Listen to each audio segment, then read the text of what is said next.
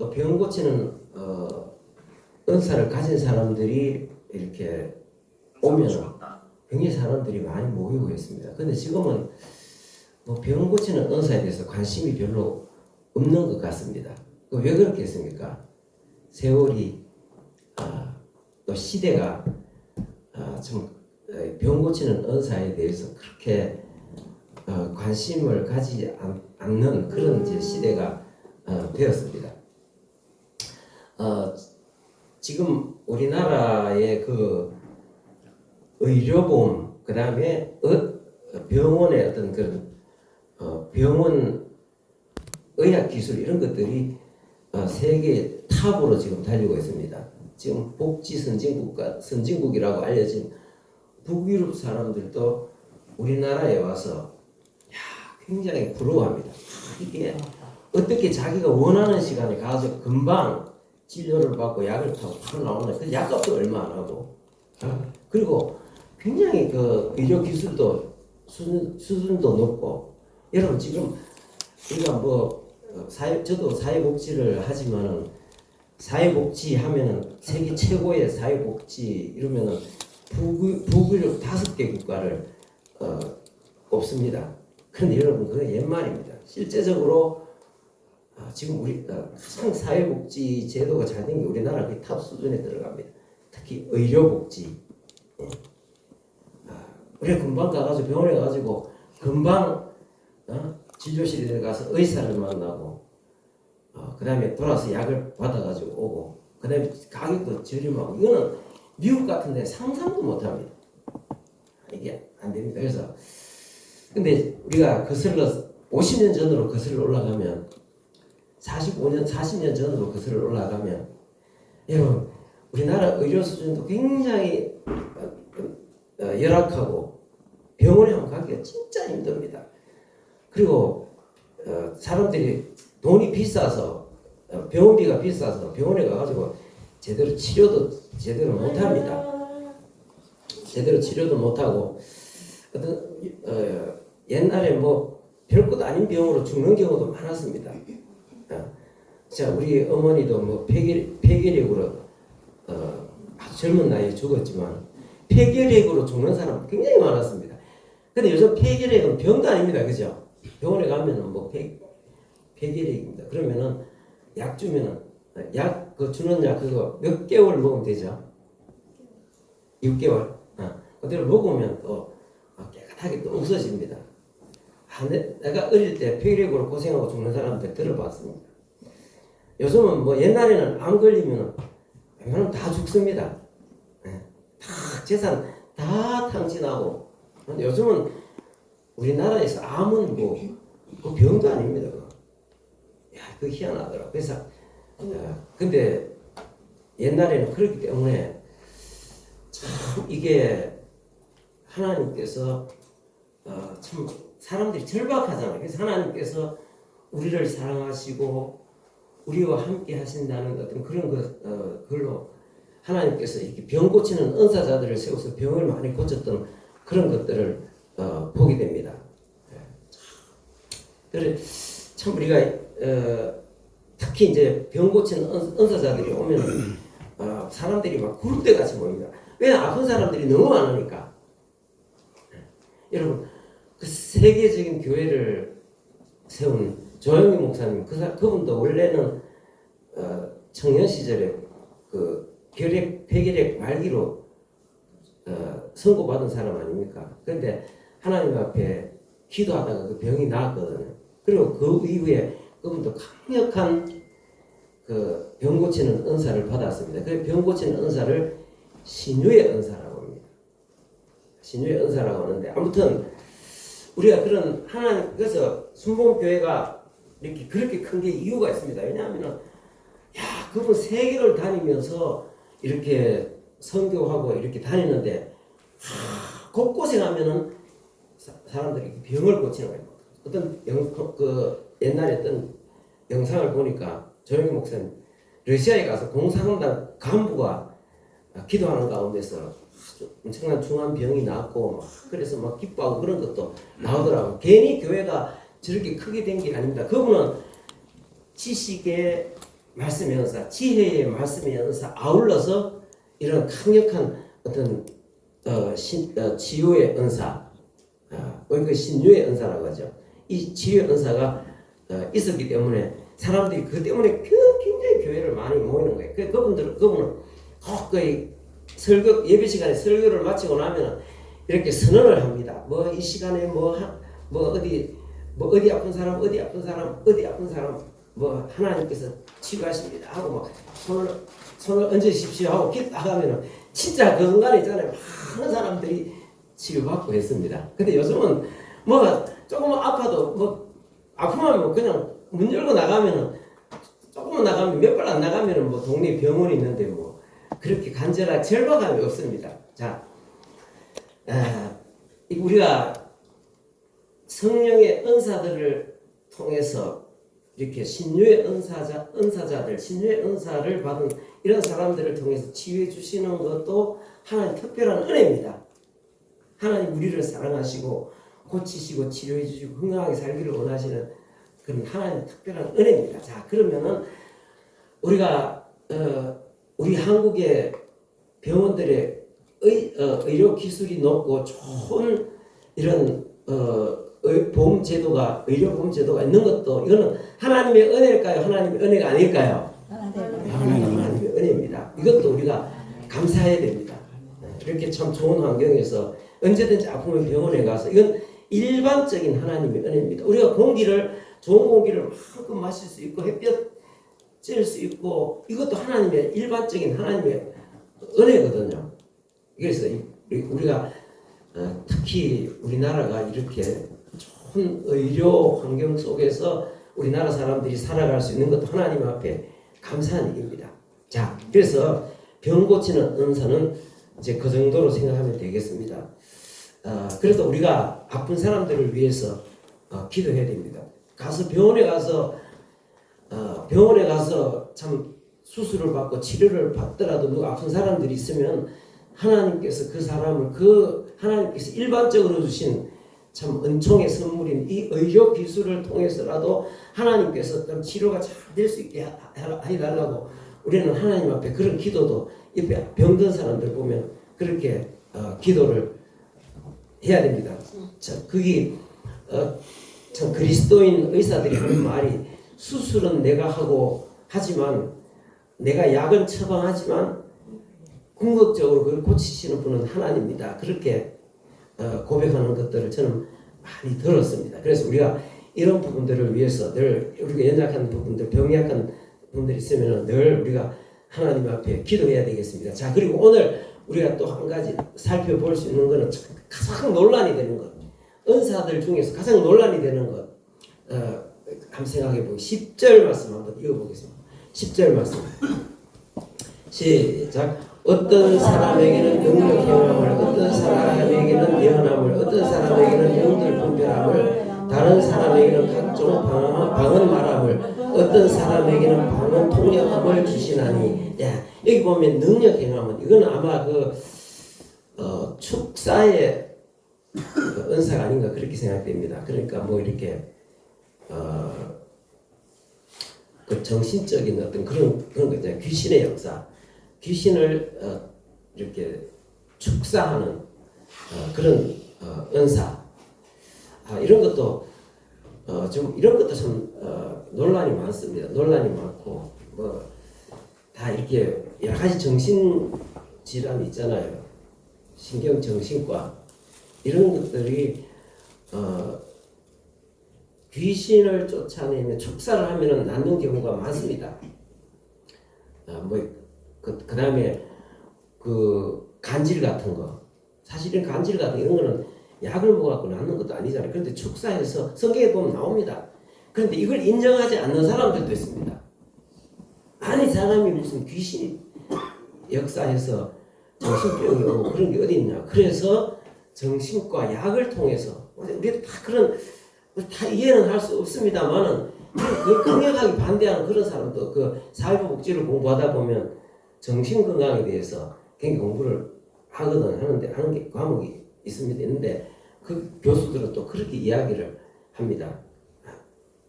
근데 성경에 보면 전부 다 많은 그런 귀신을 쫓아내는 예수님께서 그렇게 하신 거 있잖아요. 그리고 그렇게 하라고 또 말씀도 하셨고, 요즘은 그 신경정신과 가서 무슨 약을 처방받잖아요.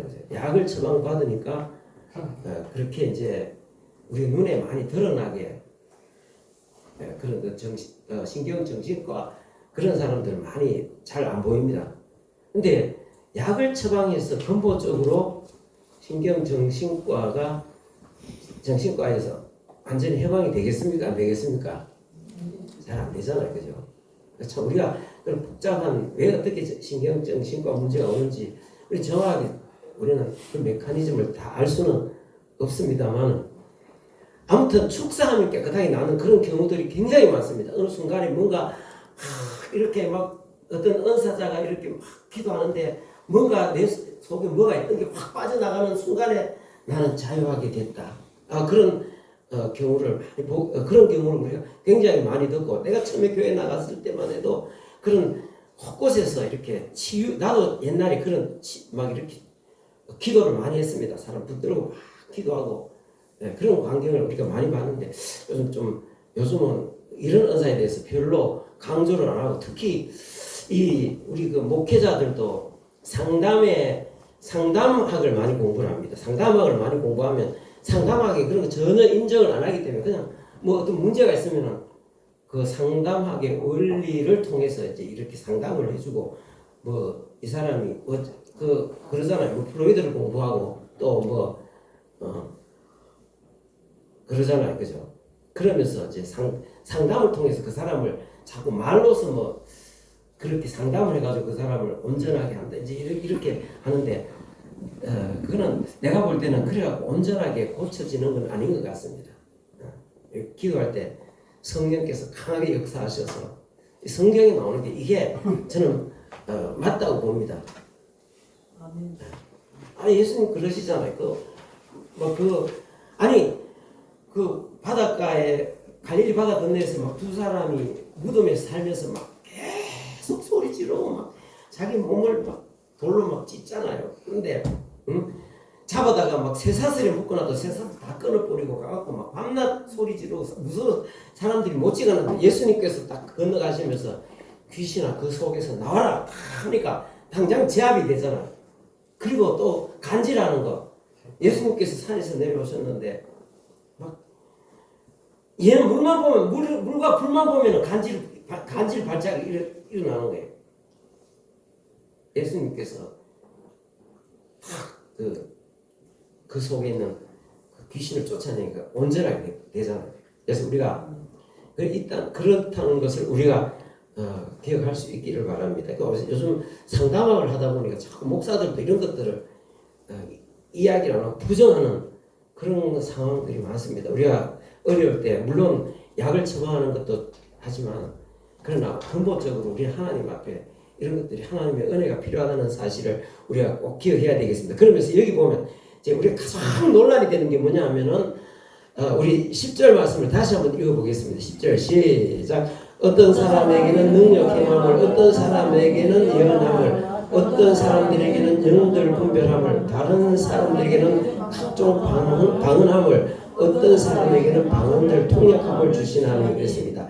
자, 여기 보면 예언의 은사와 방언의 은사가 있습니다. 이게 교회 안에서 가장 이제 논란을 많이 일으키고, 지금도 학자들이나 이런 사람들 중에서도 그렇고 목회자들도 그렇고 학자들이 또 신학교에서 그렇게 가르치기도 하니까 그렇겠죠. 둘로 나눠져 있습니다. 자, 예언의 은사나 방언의 은사는 성경 시대에 있다가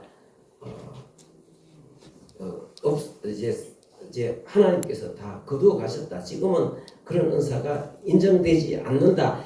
이렇게 주장하는 사람이 있고, 무슨 소리냐?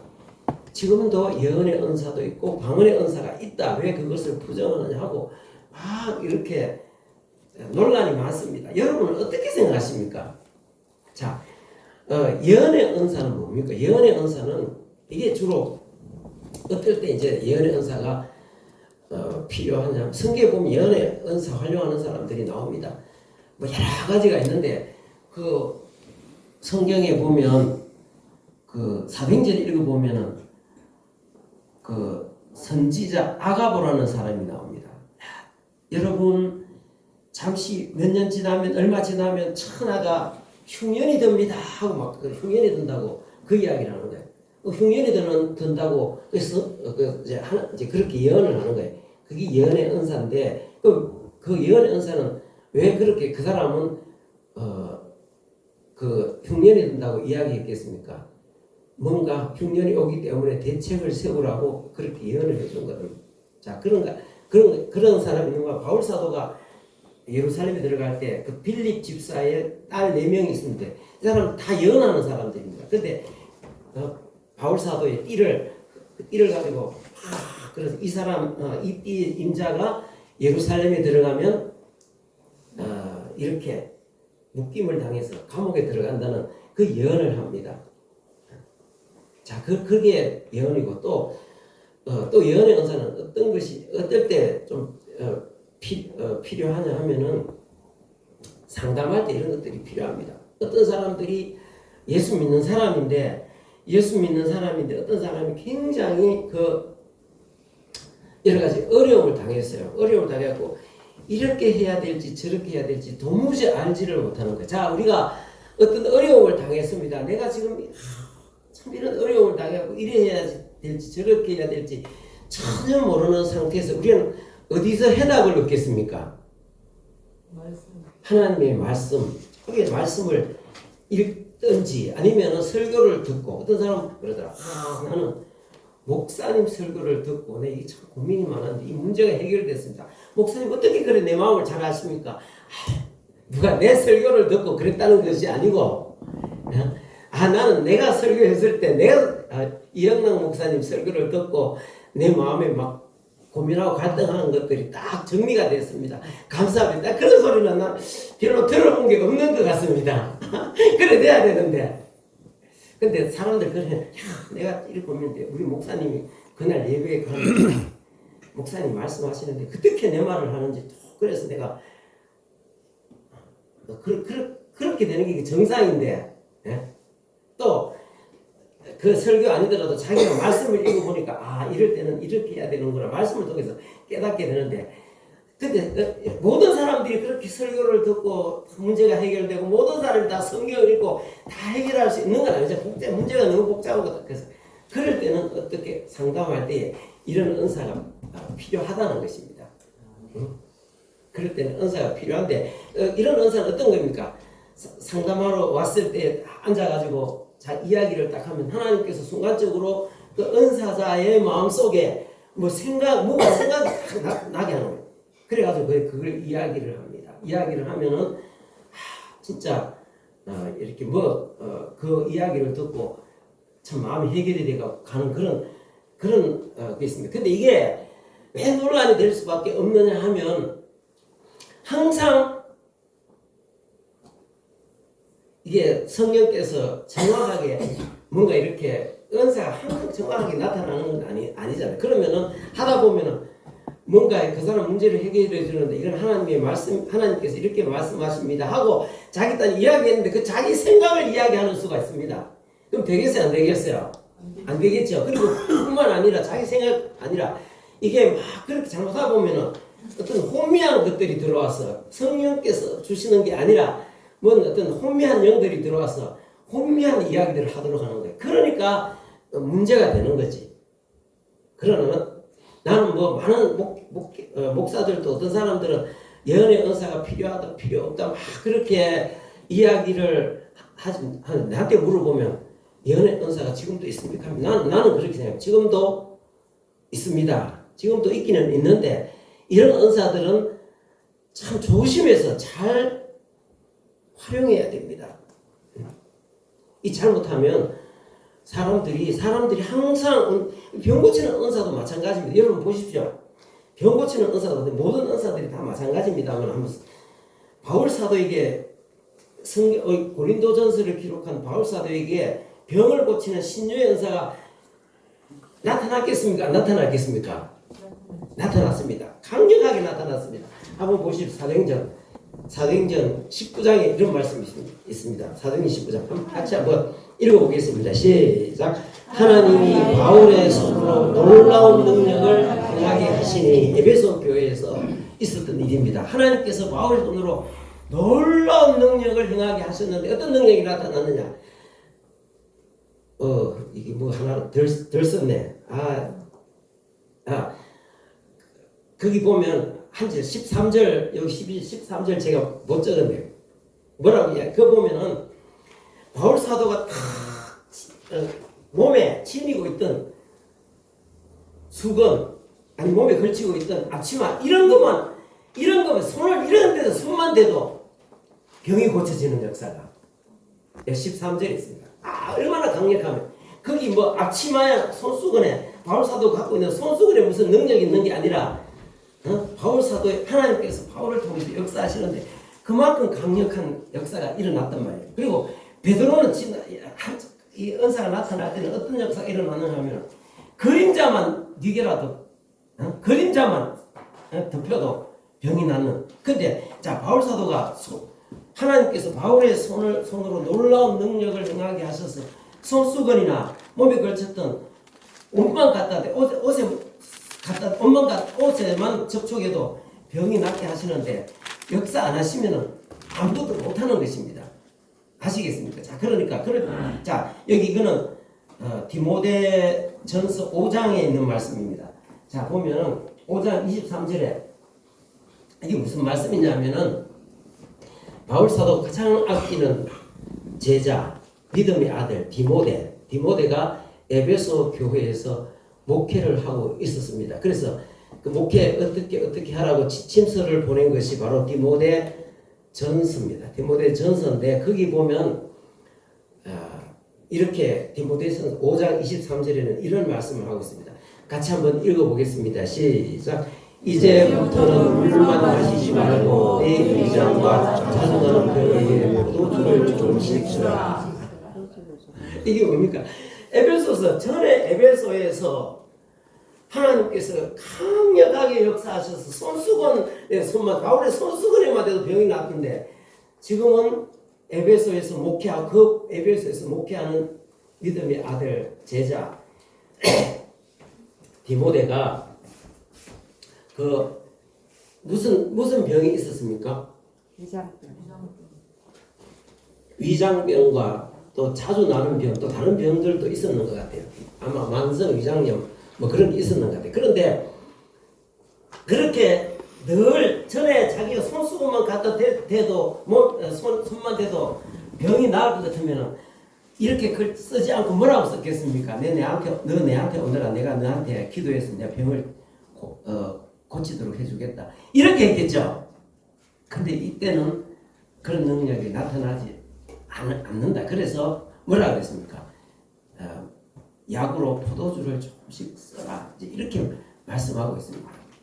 자, 그래서 이런 병 고치는 은사도 마찬가지고 예언의 은사도 마찬가지입니다. 자기가 이렇게 뭔가 이렇게 예언의 은사가 하나님께서 보여주시는 만큼 하라고 안 나타나면 어떻게 해야 되겠습니까? 안 해야 되겠죠. 저 강원도에 가면 그때 어디죠? 홍천에 가면은 아주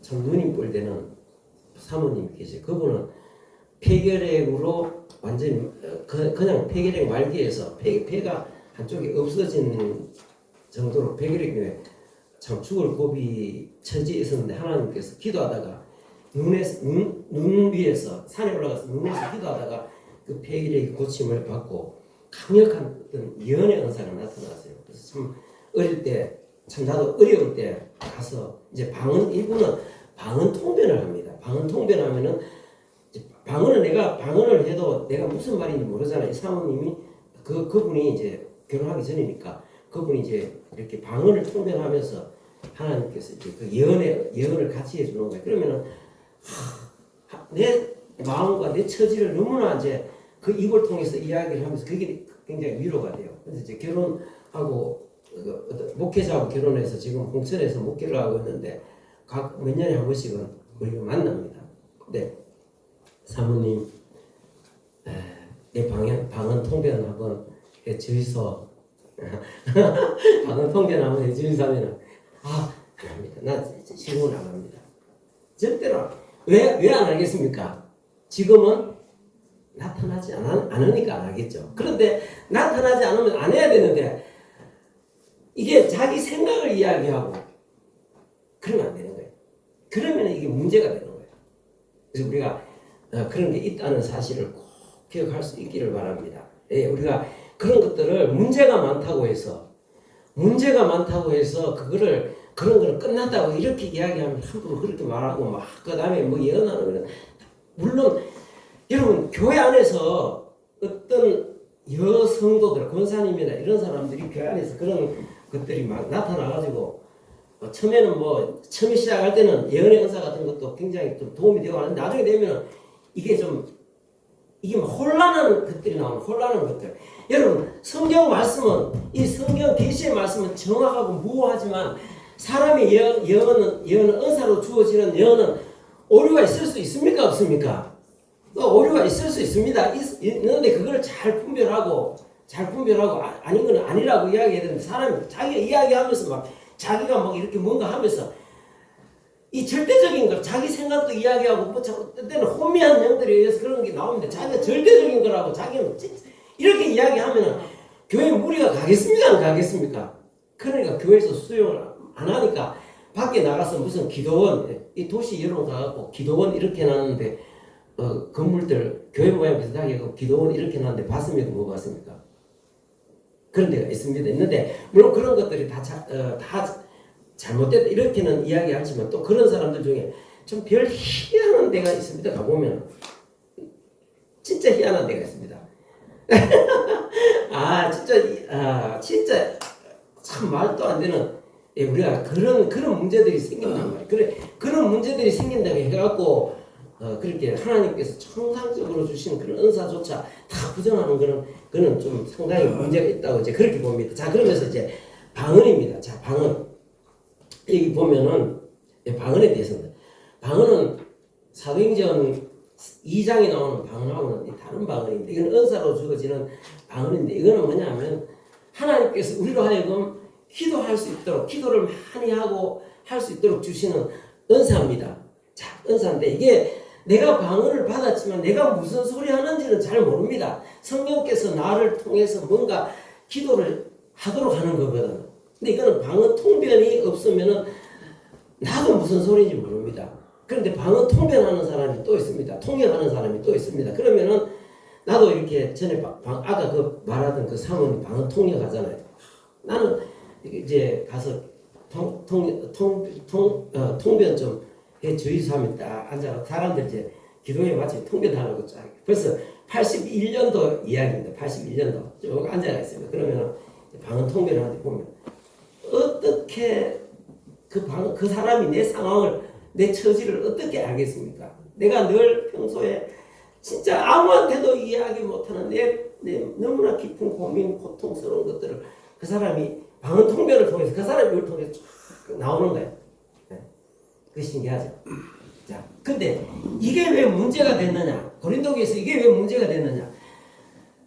이게 특히 고린도 교회의 어떤 문제성을 가지고 있는 여자들이 있었습니다. 여자의 어떤 그룹들이 있었습니다. 이걸 갖고 우리 은사가 최고, 내가 받은 은사가 최고다, 이 은사가 최고다, 이 은사 그래서 방언이 최고다, 예언이 최고다 이러면서 막 앞에서 그걸 자랑을 하고 막 그거를 내게 무슨 자기가 무슨 특권을 갖고 무슨 특별한 사람인 것처럼 앞에서 막 그렇게 자랑을 하니까 이게 문제가 된 거예요. 여러분 우리는 은사가 그 어떤 것이라도 그 사람들 앞에 그걸 통해서 자기 자신을 과시하고 자랑하고 자기가 대단한 것처럼 우쭐하고 그런 거는 아니라는 사실을 기억해야 됩니다. 자기가 어떤 진짜 하나님의 말씀을 잘 전할 수 있는 지혜와 지식의 말씀의 은사가 강력하게 나타나서 사람들이 들어보면 진짜 저 말씀 너무나 놀라운 말씀이다 하더라도 자기가 특별해서 그런 자기가 무슨 대단한 그런 건 아니라는 사실을 기억해야 됩니다. 내가 막 손을 얹어가 기도하면 진짜 어떤 불치병이 낫는다고 할지라도 내가 하는 것이 아니라 누가 하는 것입니까? 성령님께서 하시는 것이고 하나님이 그 아픈 사람을 사랑하셔서 나를 쓰시는 나는 도구일 뿐이지 내가 뭐 대단해가지고 내가 고쳐줄게. 자기 고칠 수 있습니까? 없습니까? 안 되는, 그거 안 됩니다. 절대로 그런 건 아닙니다. 사람은 아무것도 아닙니다. 우리가 독일제 진짜 좋은 망치가 있다고 생각해 보십시오. 망치. 그런데 망치가 못을 박는다고 생각해도 사람이 이거 딱 앉아서 못을 쳐야지 이래 해야 되지. 그게 망치가 사용되는 망치 사람이 손을 놓으면 지 스스로 못을 박을 수 있습니까? 없습니까? 그런 거나 마찬가지예요. 그래서 우리가 자기가 무슨 특권 의식이 특별해서 그런 은사가 나타난 것으로 자랑하고 교만해가지고 내 은사가 최고다 그러면서 하니까 특히 고린도 교회에 그런 여자 그룹들이 있었는 것 같아요. 그런 건 아니다. 그래서 앞에서 나와가지고 다다다다다다 하고 막 그러면서 사람들 앞에 막 방언을 알아듣지도 못. 그러니까 여러분, 방언은 사람들 앞에서 공식적인 앞에서 나와서 막 방언을 하라고 그런 은사는 아니에요. 근데 앞에 나와서 막 여기서 여자들이 나와서 막 다다다다 하면 뭐 되겠습니까? 안 되겠습니까? 안 되잖아요. 그러니까 성경이 지금 그런 이야기를 여기서 지금 계속하고 있는 것입니다. 자, 그러니까 교회에 이런 문제들이 있으니까 특히 여기 성경에 보면 이제 이런 말씀이 있습니다. 한번 보십시오. 14장 가서 한번 보겠습니다. 14장. 14장에 보면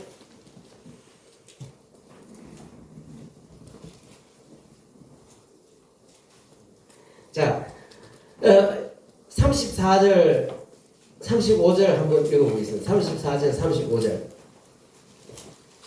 시작.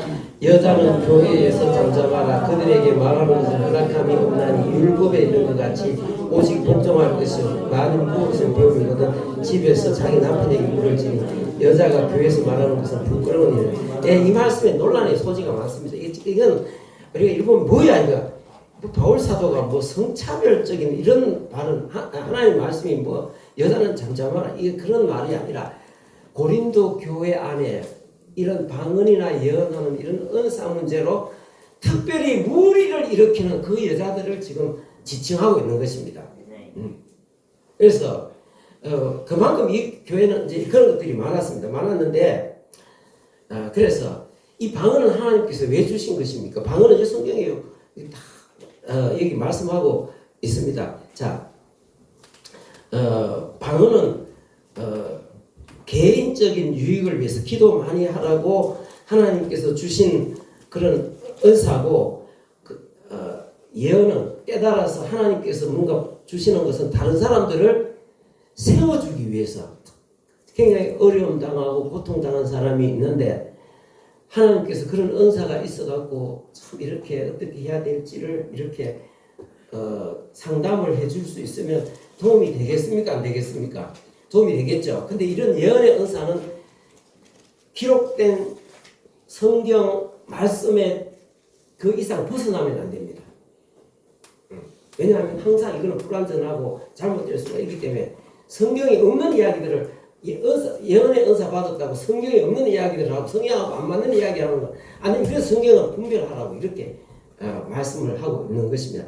아무튼 우리가 참 은사는 사모해야 되지만 은사는 참 사모해야 되지만 우리가 함부로 잘못하면 굉장히 이게 교회 안에 무리를 일으킵니다. 그렇다고 해서 은사를 그런 것을 잘못됐고 끝났다 이렇게 말하는 것도 상당히 문제가 있습니다. 그러므로 우리는 성경에 있는 이 말씀들을 통해서 참 말씀에서 우리에게 말씀하는 것처럼 우리는 참 이렇게 은사는 사모하고 하나님께서 주신 은사는 다 이렇게 잘 활용을 해서 교회에 유익을 끼치는 것이 좋다고 저는 옳다고 저는 그렇게 생각을 합니다. 여기 보면 이런 말씀이 있습니다. 자, 19절 말씀, 14장 19절 말씀이 있습니다. 같이 한번 보겠습니다. 14장 19절 말씀. 시작. 그러나 교회에서 네가 남을 가르치기 위하여 깨달은 마음으로 5마디 말을 하는 것이 1만 마디 방언으로 말하는 것보다 나으니라. 예. 앞에 나와갖고 막 방언한다고 사람들 앞에서 막 하면서 막 알아듣지도 못하는 말, 그거는 교회에서 공동체에서 하는 게 아니라 그거는 자기 개인적으로 기도할 때 그게 필요한 거지. 필요한 건데 그 교회에서 그렇게 하지 말라는 거야. 만약에 통역자가 있어서 통변하는 사람이 있으면 그게 뭐 나와서 이제 하는 거는 또 다른 문제지만 하지 말고 그건 개인적인. 그것도 바울 사도가 자기도 방언을 많이 함으로 자기도 감사한다고 14장 18절에 또 그렇게 말씀하고 있습니다. 그런데 교회에서 중요한 거는 다시 한번 읽어보겠습니다. 19절 말씀 읽어봅니다. 시작. 그러나 교회에서 네가 남을 가르치기 위해서 깨달은 마음으로 5마디 말을 하는 것이 1만 마디 방언으로 말하는 것보다는 아니라. 예, 이게 이런 게 필요합니다. 아, 참 우리가 이거는 꼭 목회자뿐만 아니라 이 목회자는 늘 가르치는 게 늘 그게 목회자가 해야 되는 일이지만 여러분들 중에서도 성경 말씀을 깨달을 수 있습니까? 없습니까? 자, 우리 김하정 집사님도 이제 교회 나온 지가 참 오래됐잖아요. 그죠? 오래됐는데 우리 믿음의 교회 개척하고 교회 나온 교회 생활하고 거의 비슷하잖아요. 그죠? 근데 참 집사님도 교회 나오신 지가 오래됐는데 집사님은 성경 말씀 읽을 때 깨달아지는 것이 있습니까? 없습니까? 예? 아니 혼자 읽을 때 그래 읽고 우리 공동체를 위해서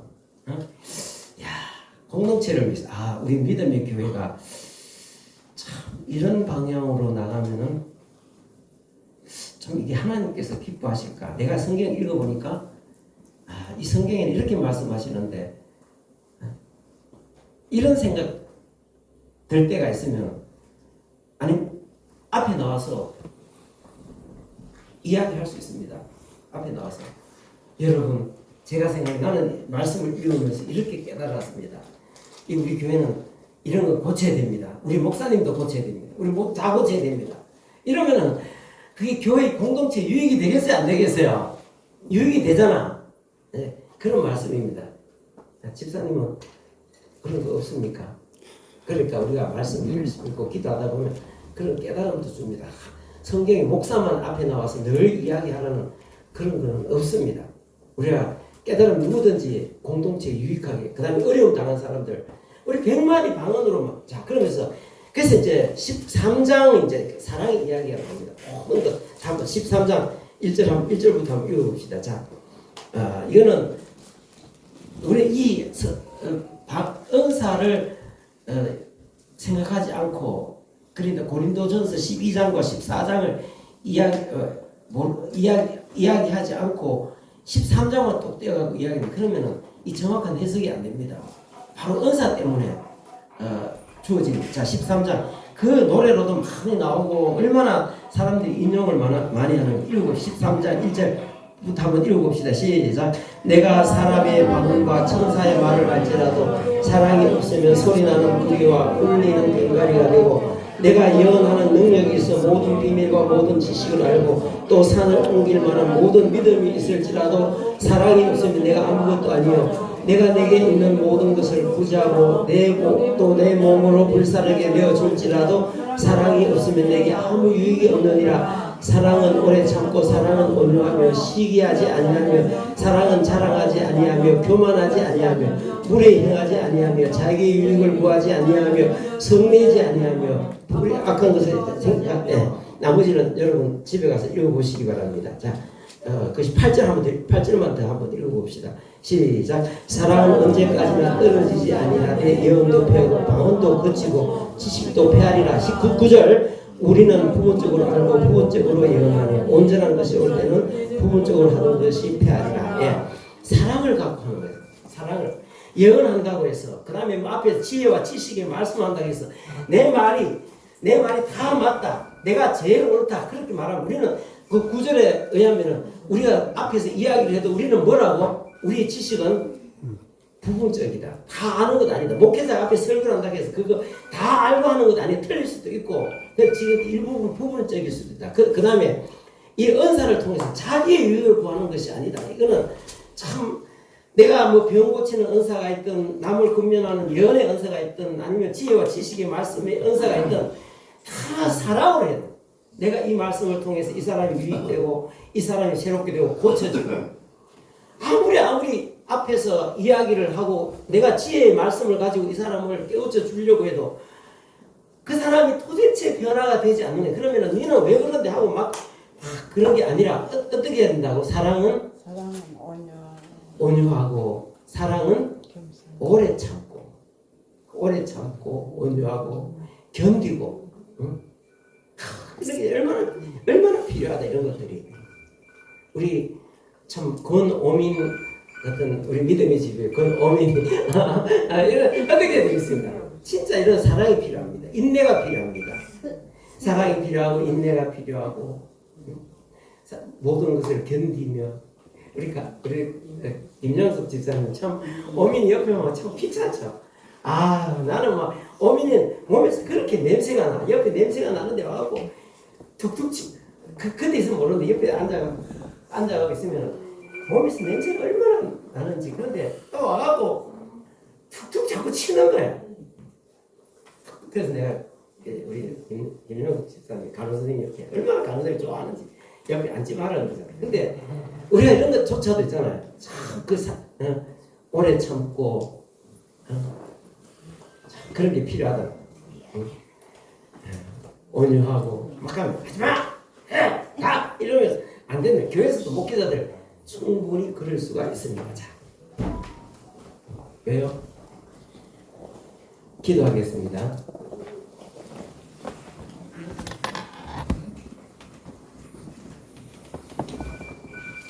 아버지 하나님 은혜와 사랑을 감사합니다. 하나님께서 오늘도 은혜와 긍휼 가운데 우리를 이끌어 주시고 우리 하나님 앞에 나와서 참 이렇게 성경 말씀을 상고하며 우리 교회도 은사가 더욱더 풍성해지고 이로 말미암아 많은 사람들이 세워져 가고 새롭게 되어져 갈 수 있도록 성령께서 역사해 주옵소서. 우리가 성령의 놀라운 그 역사가 우리 교회에 충만해서 참 우리 모두가 다 유익하고 하나님께 영광을 돌리는 아름답고 복된 교회가 되게 해 주옵소서. 이 시간도 또 사랑하는 우리 성도들 가정마다 모든 필요한 것들을 충분히 채우시며 또 하늘의 능력과 권세로서 붙들어 주옵소서. 이 시간 물질 드렸습니다. 저희 기쁘게 받으시옵소서. 예수님의 이름으로 기도합니다. 아멘.